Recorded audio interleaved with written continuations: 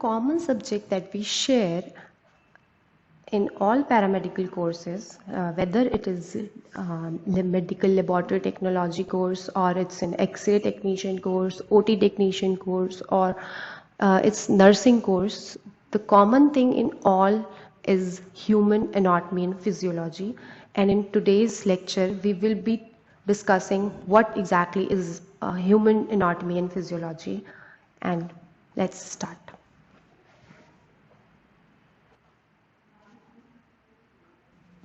So let's start with the introduction.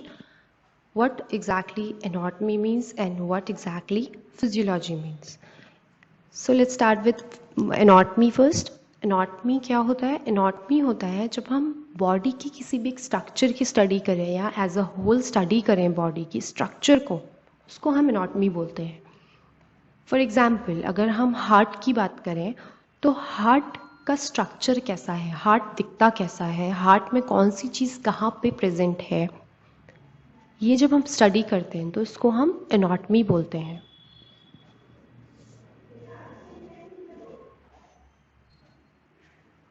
तो physiology क्या होता है? It is the study of coordinated function of body parts to synchronise all the activities of the whole body. मतलब जो हमारी, जैसे हमने अभी एनाटॉमी में एग्जाम्पल लिया था हार्ट का, अगर हम सेम एग्जाम्पल लें तो हार्ट हमने देख लिया कैसा दिखता है, क्या है, कहाँ पे प्रेजेंट है, क्या उसमें चीज़ें प्रेजेंट हैं, हम वो पढ़ते हैं तो एनाटॉमी हो गया. बट हम उसका फंक्शन पढ़ते हैं, वो करता क्या है, उसका काम क्या है, कैसे वो काम करता है, जब हम इस चीज़ की स्टडी को करते हैं तो उसको हम बोलते हैं फिजियोलॉजी.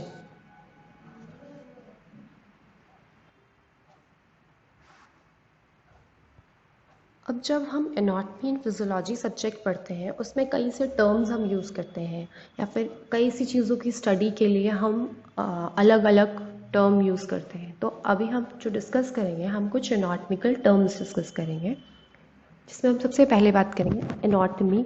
ग्रॉस एनाटॉमी बोलते हैं. एनाटॉमी हमने बोला कि स्ट्रक्चर की स्टडी को हम एनाटॉमी बोल रहे हैं. वेयरएज ग्रॉस एनाटॉमी क्या होता है? ग्रॉस एनाटॉमी हम स्ट्रक्चर की स्टडी तो कर रहे हैं बट विद नेकेड आइज. हम किसी चीज़ की हेल्प नहीं ले रहे हैं. जैसे गॉल ब्लैडर की स्टडी करते हैं अगर फॉर एग्जांपल, तो ग्रॉस एनाटॉमी में हम क्या देखते हैं, जैसे गॉल ब्लैडर है तो गॉल ब्लैडर का कलर क्या है, गॉल ब्लैडर का साइज़ क्या है, जो हमें दिख रहा है अपनी आंखों से, हम देख के बता पा रहे हैं कि वो ऐसा ऐसा दिख रहा है, उसको हम बोलते हैं ग्रॉस एनाटॉमी. फिर हम बात करते हैं माइक्रोस्कोपिक एनाटॉमी.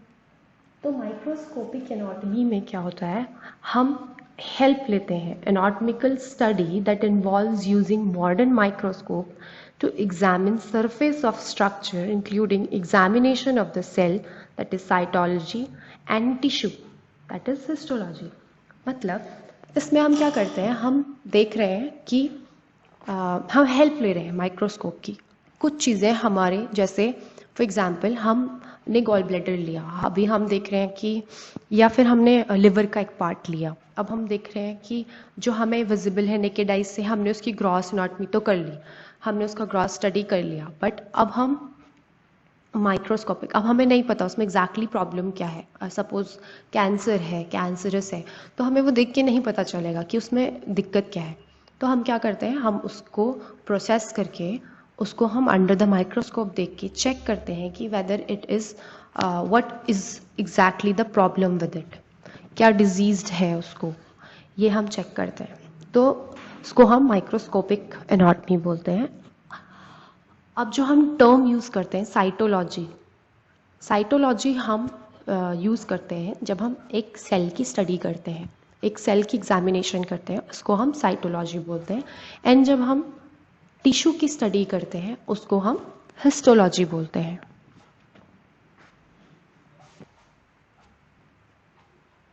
डेवलपमेंटल एनाटॉमी की, डेवलपमेंटल एनाटॉमी क्या होता है? Growth and development of the human body are studied in this field. पहले वी ग्रो मतलब we are just infant, then we grow, we become adult, then we go in older age. तो इसमें एक पूरा process हो रहा है, change हो रहा है from child to an adult to. तो जब हम इस चीज़ की स्टडी करते हैं तो उस पूरे फील्ड को हम बोलते हैं डेवलपमेंटल एनाटॉमी। नेक्स्ट है pathological anatomy. Pathology that is the diseased कुछ है अगर, तो उसकी हम स्टडी कर रहे हैं, उसको हम पैथोलॉजिकल एनाटॉमी बोल रहे हैं। जैसे हम लिखा है the study that involves examination and study of the diseased body part और the whole affected body is called pathological anatomy. कोई जब हम नॉर्मल पढ़ रहे हैं तो उसको हम सिर्फ एनाटॉमी बोल रहे हैं। जैसे हम हार्ट पढ़ रहे हैं, कोई इशू नहीं है उसमें, या हम लिवर पढ़ रहे हैं, या हम कुछ भी पढ़ रहे हैं, जो हम नॉर्मल फंक्शन पढ़ रहे हैं उसको हम सिर्फ स्ट्रक्चर पढ़ रहे हैं कि वो इसका स्ट्रक्चर ऐसा है ऐसे, तो हम उसको एनाटॉमी बोल रहे हैं।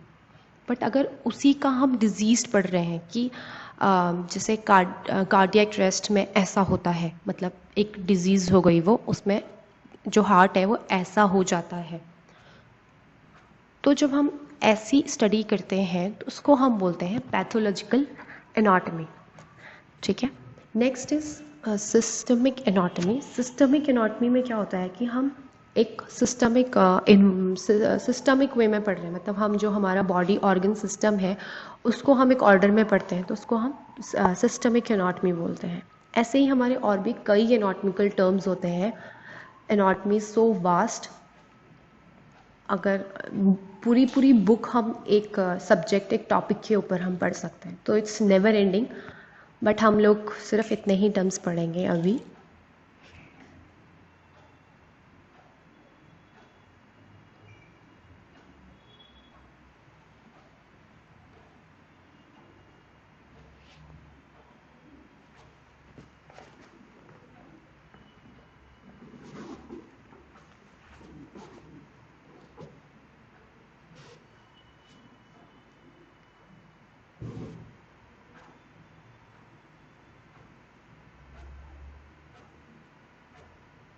ये एनाटॉमिकल पोजीशंस की।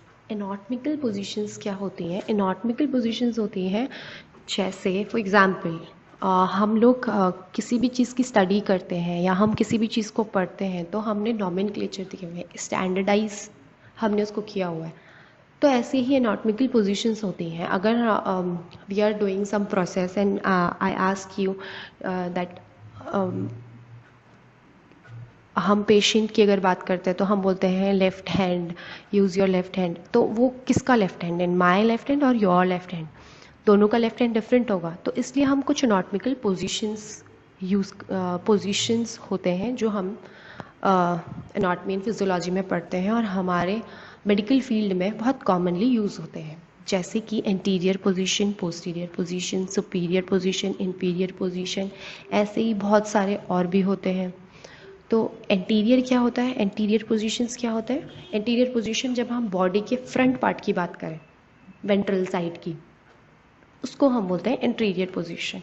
पोस्टीरियर पोजीशंस क्या होती हैं? पोस्टीरियर पोजीशंस होती हैं back side of the body. अगर हम जब बोलते हैं पोस्टीरियर तो हम बात कर रहे हैं अपने ह्यूमन बॉडी के बैक साइड की, डॉर्सल साइड भी बोलते हैं उसको।